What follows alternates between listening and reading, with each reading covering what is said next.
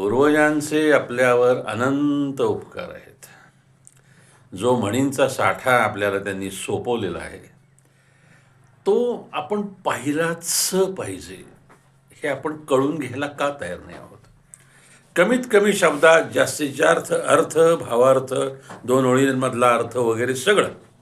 पुढं काही बोलावंच लागत नाही. ऊस गोड लागला म्हणून मुळापासून खाऊ नये. काय शब्द आहेत! काय शब्द आहेत! त्या माणसाचं अख्खं व्यक्तिमत्व घेणाऱ्याचं यातून उभरते. घेणाऱ्याची लालसा, हाव, दुसऱ्याचं नुकसान करण्याची वृत्ती, सगळं मलाच मिळालं पाहिजे, सगळं मी ओरबाडून घेणार वगैरे ज्या काही भावना आहेत, त्या सर्व भावना या मोजक्या शब्दांमध्ये व्यक्त केलेल्या आहेत.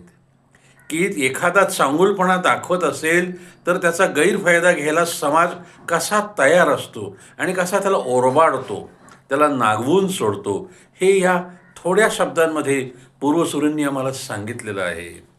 ऊस गोड लागला म्हणून मुळापासून खाऊ नये. काय भावार्थ आहे, काय अर्थ आहे, काय त्यांची साहित्याची जाण असेल, समाजमानाची जाण असेल, मानवी स्वभावाची जाण असेल, केवढा मोठा अभ्यास असेल. या अर्थानं आपण ह्या सगळ्या गोष्टी पाहूया. ऊस गोड लागला म्हणून मुळापासून खाऊ नये.